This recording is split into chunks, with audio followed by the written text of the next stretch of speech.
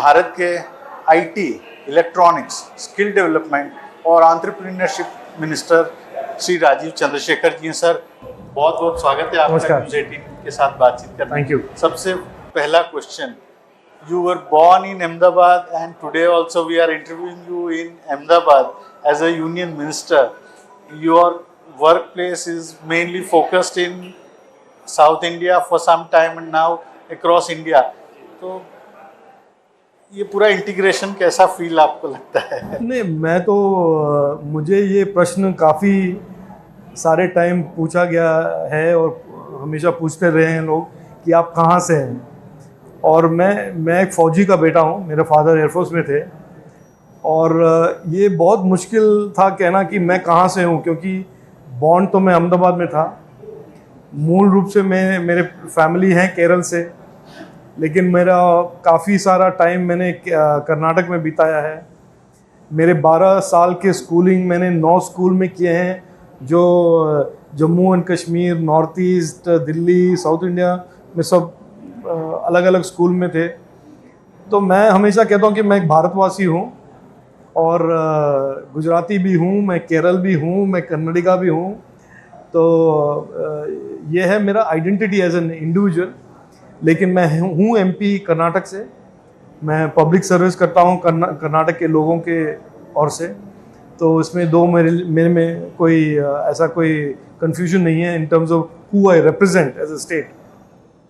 लेकिन ये मेरे लिए एक मैं इन लॉट ऑफ वेज मैं थोड़ा एक तो स्लाइटली यूनिक पर्सपेक्टिव से मेरा लाइफ है, क्योंकि मैं अलग अलग जगह से मेरा नाता भी है और काफ़ी गहरा नाता भी है। जैसे गुजरात के साथ मेरा एक काफ़ी डीप रिलेशनशिप भी है। मेरे मदर यहाँ पे हॉकी प्लेयर थे स्टेट के लिए व्हेन शी वाज हियर। आज भी वो अपने सिस्टर के साथ गुजराती में बात करते हैं, मलयालम में नहीं या कन्नड़ा में नहीं। तो एक काफ़ी कॉस्मोपॉलिटन सा फैमिली भी है, लेकिन हर जगह से मेरा गहरा एक नाता भी है, रिलेशनशिप भी है। सर, दूसरी चीज़ यही जो आपने पूरे इंडिया को इंटीग्रेशन की एक बात कही, लैंग्वेज को लेकर बहुत कंट्रोवर्सी चल रही है, विशेष तौर पर हिंदी को और साउथ इंडियन लैंग्वेजेस को लेकर थोड़ी कंट्रोवर्सी चल रही है। आज प्रधानमंत्री ने कहा कि जो भारत की रीजनल भाषाएं हैं वो भारत की आत्मा है। आप उसको किस तरह से? प्रधानमंत्री ने एकदम सही कहा और ये सच्चाई भी है और ये हम सब यही मानते हैं कि हर ज्योग्राफी, हर रीजन, हर कल्चर का महत्व है, हर लैंग्वेज का एक इम्पॉर्टेंट रोल है। वो एक लोगों में उनका एक आइडेंटिटी भी है और कोई अपने आप पर किसी लैंग्वेज को थोपने का कोई इरादा भी नहीं है। यही है कि हम सब इंडियन हैं। तो अगर मैं कर्नाटक में रहता हूँ और मैं कन्नड़ सीखता हूँ, मेरे लिए अच्छा है कि मैं कन्नड़ लोगों के साथ मेरा एक ज़्यादा कनेक्शन हो जाता है। तो ये मुझे लगता है ये थोड़ा एक मैन्युफैक्चर्ड कंट्रोवर्सी था और deliberately manufactured by some parties, specially दो तमिल के पार्टीज़ हैं जो अपने आप के पॉलिटिक्स को बहुत ज़्यादा आइडेंटिटी पॉलिटिक्स पे वो ज़्यादा इन्वेस्टेड है।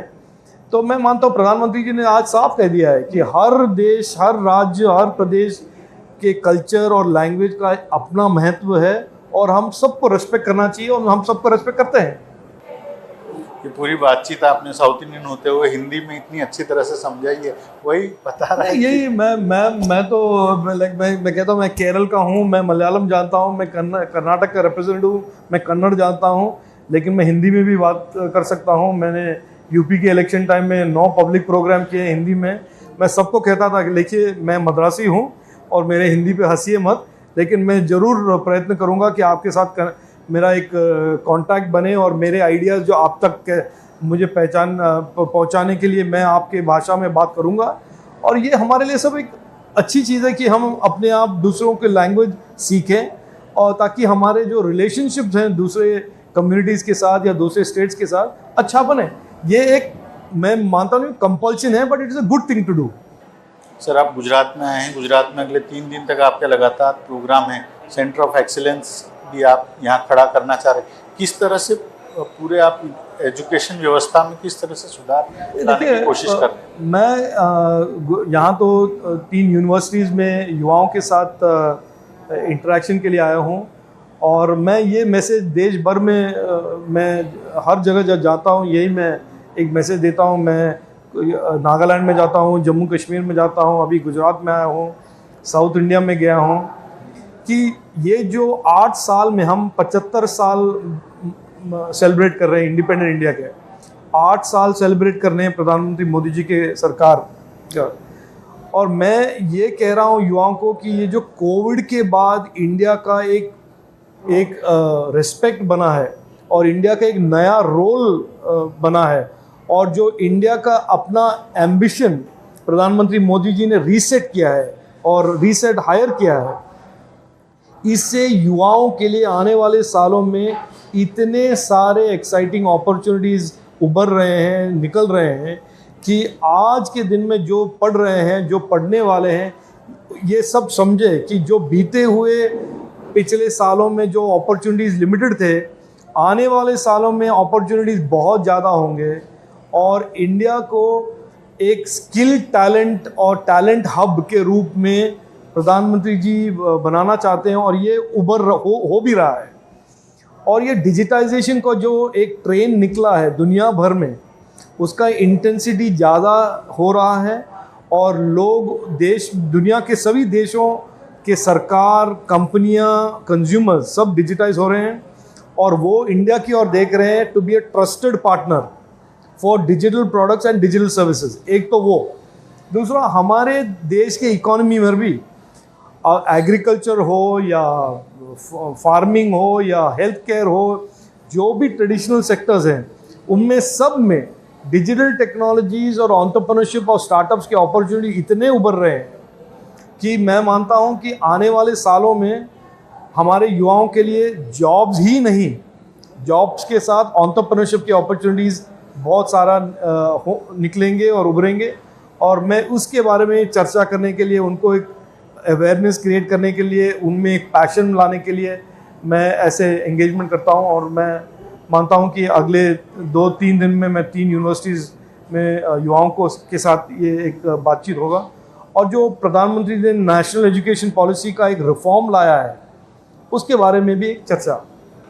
सर, जो आप नई जनरेशन डिजिटल इकोनॉमी की बात कर रहे हैं, तो देश में प्रधानमंत्री जी ने कहा है कि 2030 तक में 6G रोल आउट भी हो जाएगा। 5G रोल आउट की अभी क्या स्थिति है, अभी कहाँ तक पहुँचे हैं? और कल अश्विनी वैष्णव जी ने IIT मद्रास में इंडिजिनियस 5G कॉलिंग का भी एक टेस्ट किया। तो किस तरह से आप 5G को देख रहे हैं, उससे इकोनॉमी पे किस तरह से फ़र्क पड़ेगा, और ये जो 5G जब रोल आउट होगा तो लोगों की ज़िंदगियाँ किस तरह से बदलेंगी? देखिए, आप अगर पिछले 2-3 साल जाएंगे और आप देखेंगे कि इंडिया का जो टेक्नोलॉजी कॉन्फिडेंस लेवल इतना ज़्यादा इंक्रीज़ हो गया है कि मैं टेलीकॉम का एक पायनियर हूँ। मैंने पहले 2G नेटवर्क, 3G नेटवर्क देश में मैंने as an entrepreneur I started it. और उन दिनों में हम पूरे के पूरे नट एंड बोल्ट इंक्लूडेड हम इंपोर्ट करते थे, और आज हमारा इतना कॉन्फिडेंस आ गया है कि हम कोर नेटवर्क ही नहीं, पूरे नेटवर्क को इंडिया में डिज़ाइन करेंगे और इंडिया में ही मैन्युफैक्चर करने की हम एक स्थिति में आ गए हैं। एक वो हमारा जो 5G का स्टैंडर्ड है has now been recognised as an international standard as 5GI। It has been recognised by 3GPP which is the standards body, global standards body.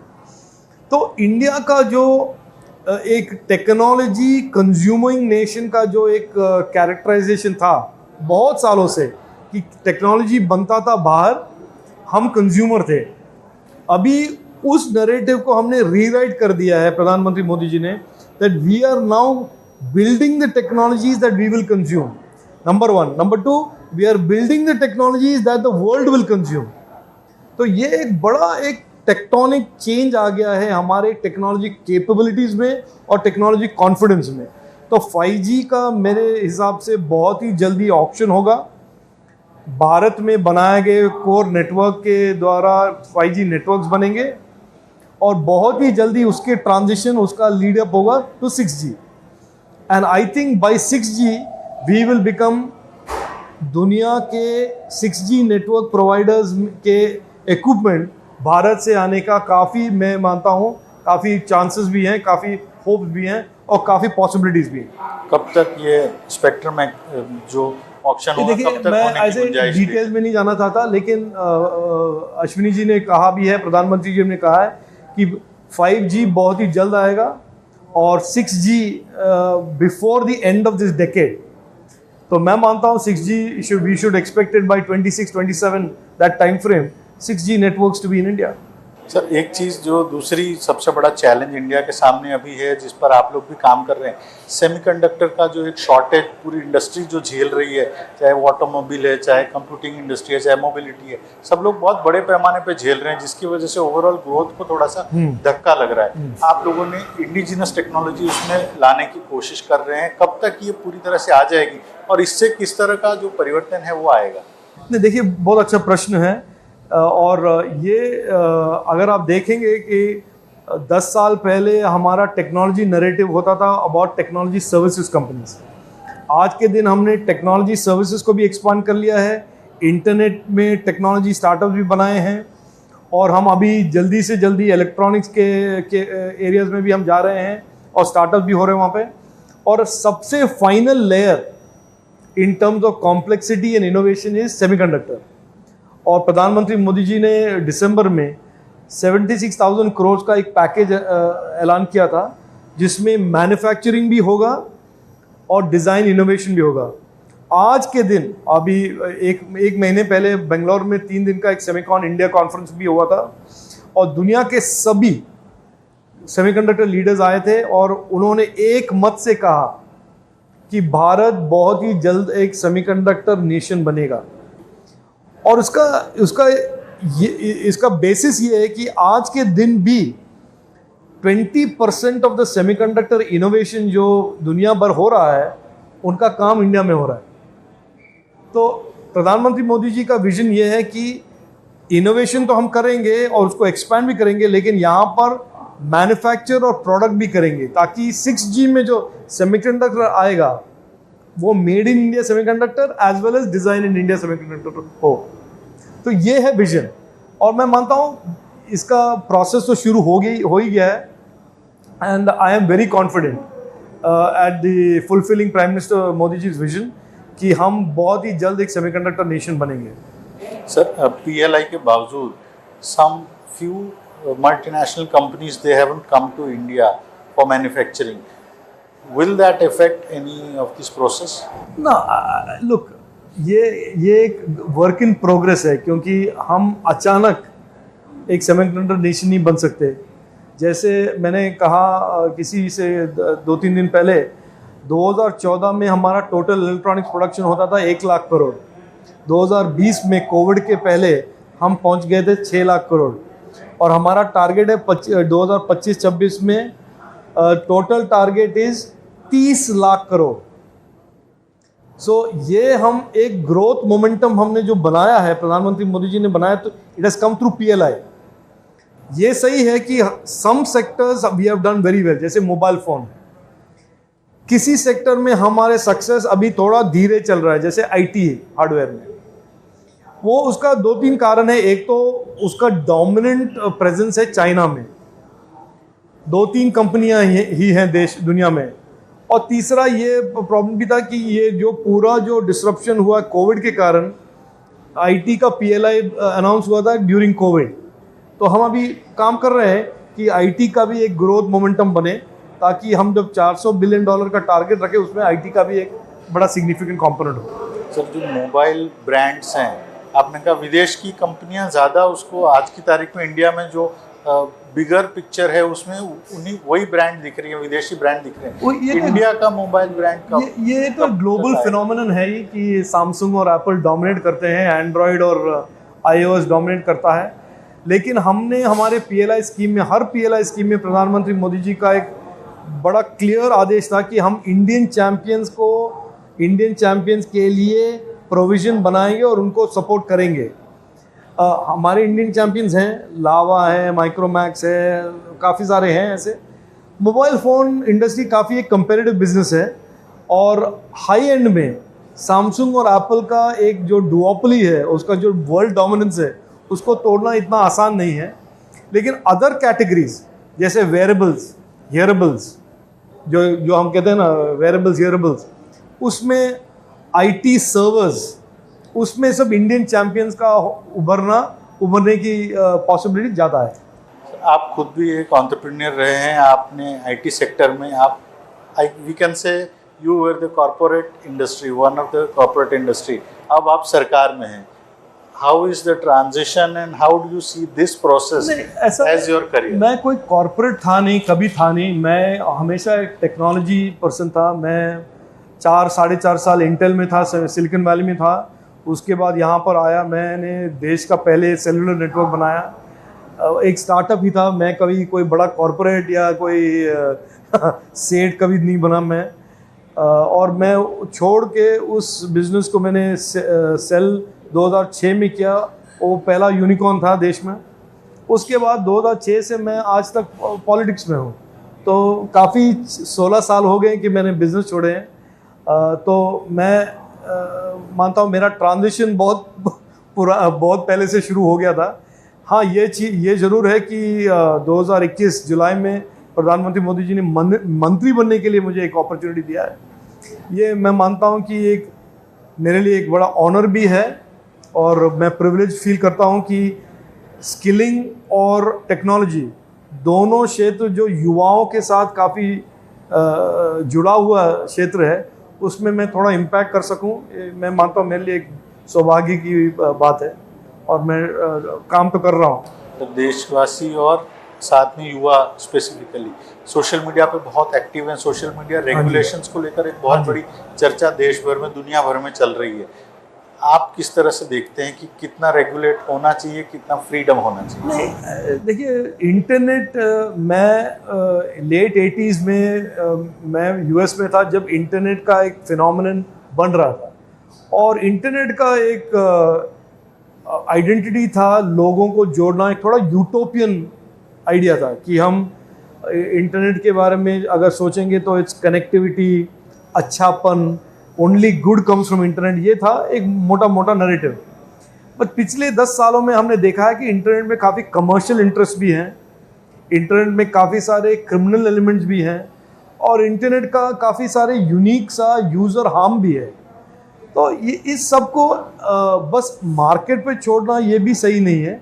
इसीलिए प्रधानमंत्री मोदी जी ने कहा है कि हमारा देश में जो इंटरनेट होगा हमेशा ओपन होगा, सेफ एंड ट्रस्टेड होगा, और अकाउंटेबल होगा। और ये हमें एश्योर करना है थ्रू लॉज एंड रूल्स। तो हमारे रेगुलेशंस इतने टफ रेगुलेशंस, हेवी हैंडेड नहीं होंगे, लेकिन रेगुलेशंस होंगे, रूल्स होंगे, डूज एंड डोंट्स होंगे। और हमें ये हमेशा याद रखना चाहिए कि इंटरनेट कोई 2-3 कंपनियों का प्राइवेट कारोबार ना बने। It has to be open, consumers must have choice. तो इस सब को देखते हुए हम रूल्स बनाते हैं, लॉज बनाते हैं। हमने एक साइबर सिक्योरिटी डायरेक्शंस रिसेंटली किए हैं about cyber security requirement.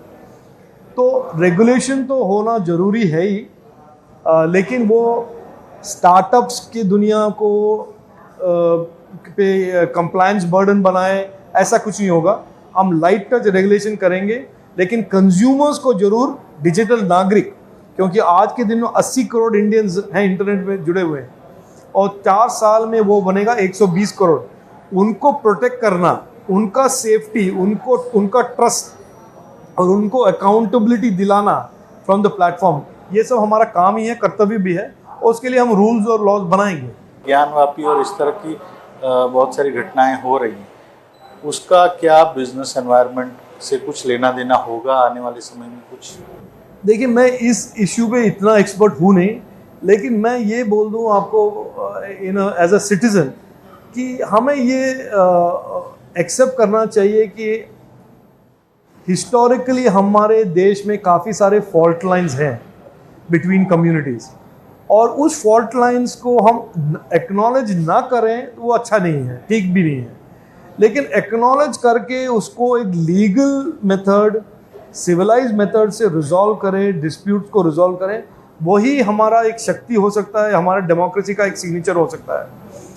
Under the law all disputes must be recognise and solve. But ये भी कहना कि डिस्प्यूट्स नहीं है और हम ब्लिंकर्स बैठ के करेंगे क्योंकि किसी का फीलिंग हर्ट हो जाएगा, वो भी गलत है, क्योंकि ये सब बड़े सेंसिटिव मुद्दे हैं और काफ़ी सालों से ये फॉल्ट लाइंस डेवलप हुए हैं और हमें इस डिस्प्यूट्स और इस फॉल्ट लाइंस को एक्सेप्ट करके we will have to accept it and move on to resolve it.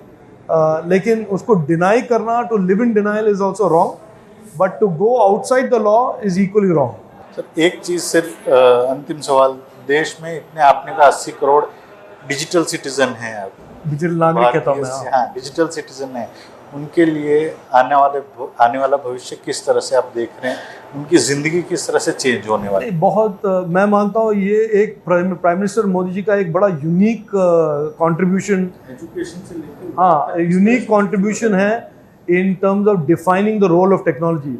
उन्होंने 2014 में कहा था कि टेक्नोलॉजी का सबसे मूल ऑब्जेक्टिव ये है कि सिटीजन्स के लाइफ में बदलाव आए, सिटीजन और गवर्नमेंट के बीच में जो रिलेशनशिप उसमें बदलाव आए, उसमें ईज आए। और उन्होंने दिखा दिया है दुनिया को कि India is the pre eminent country in using technology to improve democracy and governance. जो लोग कहते थे कि डेमोक्रेसी इज ऑलवेज डिसफंक्शनल, कभी डेमोक्रेसी में करप्शन जा ही नहीं सकता, वो जो सब्सिडीज भेजते हैं दिल्ली से वो हमेशा लीकी होगा, उसको सब प्रधानमंत्री मोदी जी ने एक रीराइट कर दिया उस नैरेटिव को by using technology. DBT, JD व जनधन योजना, वो जो बैंक अकाउंट्स खोले हैं, सबको ड्यूरिंग कोविड आपने देखा हर व्यक्ति को जिसके पास सब्सिडी पहुंचना था उसको सब्सिडी पहुंचा directly, without delay, without corruption, without leakage. ये जो टेक्नोलॉजी का इम्पैक्ट प्रधानमंत्री मोदी जी ने दिखाया है on the process of governance, इसका डीपर, इसका ज़्यादा एक्सेलरेशन, इसका ज़्यादा आप नतीजे और इम्पैक्ट देखेंगे आने वाले सालों में। एक पूरा डिजिटल गवर्नमेंट का रेक रूप मॉडल और आर्किटेक्चर बन गया है, ताकि हर गवर्नमेंट के service, her public service will be available online. Platforms बनेंगे और बड़ा सीमलेसली इंडिविजुअल सिटीजन्स, नागरिक जाएंगे और अपने सरकार के साथ जो भी उनका राइट है, हक है, उनका सर्विस वो चाहते हैं, उनको इस डिजिटल गवर्नमेंट के माध्यम से उनको सीमलेसली मिलेगा। No, without any intermediation, without any जो हम सालों से देखते आए हैं ना कि कोई बीच में होना चाहिए, कोई कनेक्शन होना चाहिए, उसको सब हम डिसइंटरमीडिएट करेंगे। तो मैं बड़ा with pride I say to people all around the world कि भारत अगर बना है ऐसे pre eminent nation in use of technology, अगर भारत बना है आज world leader in digital payment, कैसे बना है? क्योंकि हमने टेक्नोलॉजी सरकार में एम्बेड करके गवर्नेंस को बदलाव लाने की कोशिश की है प्रधानमंत्री मोदी ने, और उससे ये सब इकोसिस्टम, स्टार्टअप का इकोसिस्टम में भी एक इम्पैक्ट आया है। सर पोस्ट पेंडेमिक ये पूरी प्रोसेस ज़्यादा तेज़ होगी ऐसा लगता है आपको? मैं मानता हूँ कि पूरे दुनिया में तेज़ हुई है और हम भारत में सरकार में भी हम इस एक्सेलरेशन, डिजिटाइजेशन के एक्सेलरेशन को हम ज़्यादा एक्सेलरेट कर रहे हैं, ज़्यादा तेज़ी से ले जा रहे हैं। इसीलिए मैं कहता हूँ कि जो अपॉर्चुनिटीज़ आएंगे युवाओं के लिए, ये भी एक बड़ा इम्पॉर्टेंट इशू है कि सरकार में जो नेक्स्ट जनरेशन लोग जोड़ेंगे वो सब डिजिटली इनेबल्ड युवा होंगे, who will come and join सरकार ऑल्सो। सर बहुत बहुत शुक्रिया न्यूज़ 18 से बातचीत करने के लिए। Thank you ji, Rajeev, thank you sir. तो ये थे आईटी, इलेक्ट्रॉनिक्स, स्किल डेवलपमेंट और एंटरप्रेन्योरशिप मिनिस्टर श्री राजीव चंद्रशेखर जी।